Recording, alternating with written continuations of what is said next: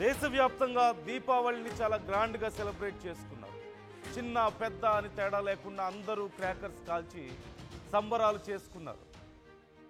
ఆ క్రాకర్స్ కాల్చిన ఆనందం కనీసం ఉదయం నిద్ర లేచే వరకైనా మిగిలిందో లేదో తెలియదు, కానీ హైదరాబాద్ మహానగరానికి పొల్యూషన్ మాత్రం మిగిలిపోయింది. హైదరాబాద్ మహానగరంలో నిన్న రాత్రికి ఎయిర్ క్వాలిటీ ఇండెక్స్ 338గా నమోదైంది. అత్యంత ప్రమాదకరమైనటువంటి స్థాయికి చేరింది వాయు కాలుష్యం. బాణసంచా పేలుళ్లతో భాగ్యనగరం దద్దరిల్లిపోయింది. ఇప్పటికే వాయు కాలుష్యం ఢిల్లీని ఉక్కిరి బిక్కిరి చేస్తోంది. అది అసలు నివాసయోగ్యమైనటువంటి ప్రాంతమే కాదు అంటూ మనందరం మాట్లాడుకుంటున్నాం ఢిల్లీ గురించి. ఫ్యూయల్ని ఉపయోగించే వాహనాలను పూర్తిగా తీసేసి ఎలక్ట్రిక్ వాహనాలను ప్రవేశపెట్టాలని చెప్పేసి పెద్ద ఎత్తున అక్కడ ప్రయత్నం జరుగుతోంది.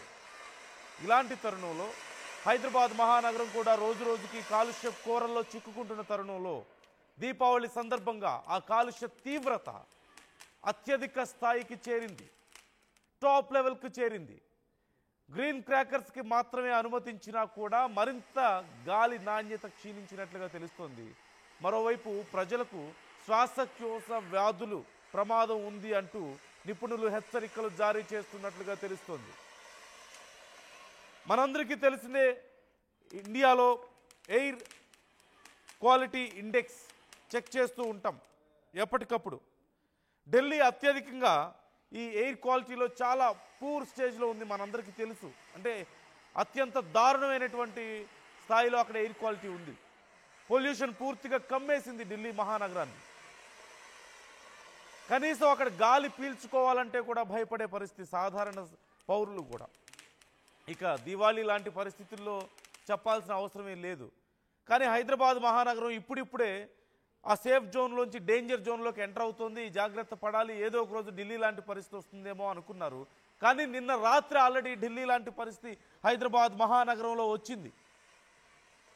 చాలా దారుణమైన స్థాయిలో ఎయిర్ క్వాలిటీ నమోదైంది.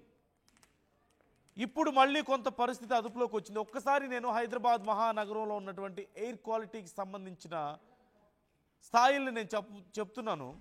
నిన్న రాత్రి 338గా నమోదైనట్లుగా తెలుస్తోంది. నిన్న ఉదయం 11 గంటల సమయంలో సుమారుగా 80 ఉంది. సాయంత్రం 4 గంటల సమయంలో 75 నుంచి 80 స్థాయిల్లో ఉంది.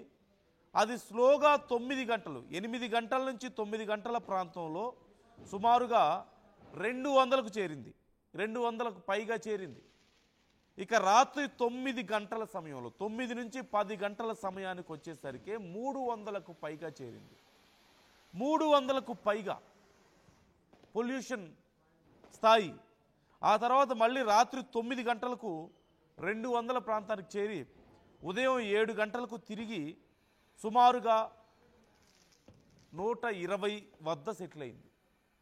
అంటే రెగ్యులర్గా ఉండాల్సినటువంటి స్థాయిల కంటే కూడా ఉదయానికి మరొక 30 నుంచి 40 ఎక్కువగానే ఉంది. అంటే నిన్న రాత్రి ఢిల్లీని దాటి వచ్చింది. ఒక మాటలో చెప్పాలంటే రెగ్యులర్గా ఢిల్లీ ఉండే పొల్యూషన్ కంటే కూడా నిన్న రాత్రి హైదరాబాద్లో ఎక్కువ పొల్యూషన్ నమోదైంది. ఇక ఢిల్లీ పరిస్థితి ఇంకా దారుణంగా ఉంది. ఢిల్లీ పరిస్థితి చాలా దారుణమైనటువంటి పరిస్థితి. ఒక్కసారి అంటే సహజంగా ఏ స్థాయిలో ఉండాలి అనేది చూస్తే 0 నుంచి 50 మధ్యలో ఉంటే, 0 నుంచి 50 మధ్యలో ఉంటే అది గుడ్. లేదు 50 నుంచి 100 వరకు ఉంటే మోడరేట్. 100 నుంచి 150 ఉంటే ఇక పూర్ స్టేజ్. అది 150 నుంచి 200 అన్హెల్దీ స్టేజ్, 200 నుంచి 300 సివియర్, 300 నుంచి అంతకు మించి ఉంటే హజార్డియస్. అంటే అది ఒక అత్యంత తీవ్రమైన ప్రమాదకర స్థాయి. ఒక మాటలో చెప్పాలంటే ఇక సంక్షోభ స్థాయి అది. సో నిన్న మనం సంక్షోభ స్థాయిని టచ్ చేసి వచ్చాం. హైదరాబాద్ మహానగరంలో ఎయిర్ క్వాలిటీ అంటే ఢిల్లీ మహానగరంలో ఎలాంటి పరిస్థితి ఉందో ఇప్పుడు హైదరాబాద్లో అలాంటి పరిస్థితి రాత్రంతా ఉంది. ఈరోజు ఉదయానికి కూడా అలాగే ఉంది. ఇప్పటికీ కూడా రెగ్యులర్గా ఉండే స్థాయిల కంటే 30 నుంచి 40% డిఫరెంట్ ఉన్నట్లుగా తెలుస్తుంది. సో పరిస్థితి ఒక్కసారి ఆలోచించాల్సిన అవసరం ఉంది.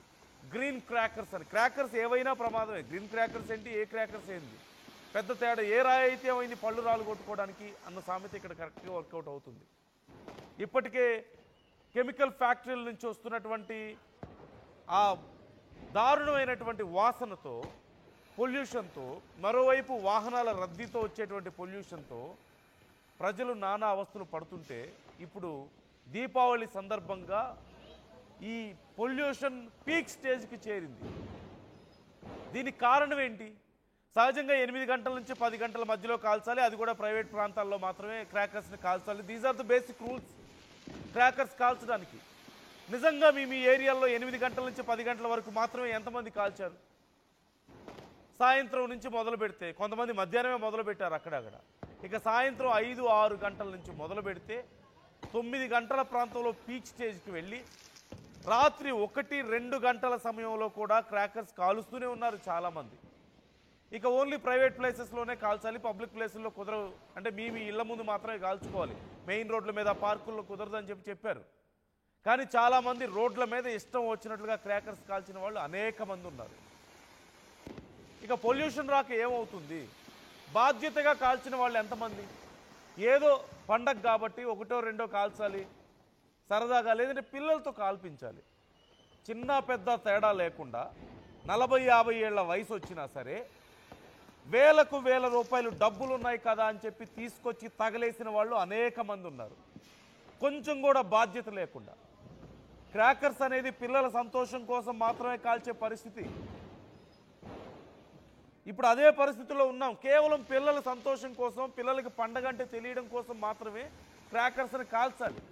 ఒకవేళ పెద్దవాళ్ళు కాల్చి మీకు అంత సరదాగా ఉంటే 1-2 మీ సరదాగా కాల్చాలి తప్పితే బాధ్యత వదిలేసి ఇష్టం వచ్చినట్లుగా వేలకు వేలు ఖర్చు పెట్టి కాల్చి అదేదో పెద్ద ఉద్యమంలాగా, ఏదో యుద్ధం చేస్తున్నట్లుగా, ఉద్యమం చేస్తున్నట్లుగా కాల్చి హైదరాబాద్ మహానగరంలో కాలుష్యాన్ని పీక్ స్టేజ్కి తీసుకువెళ్ళారు.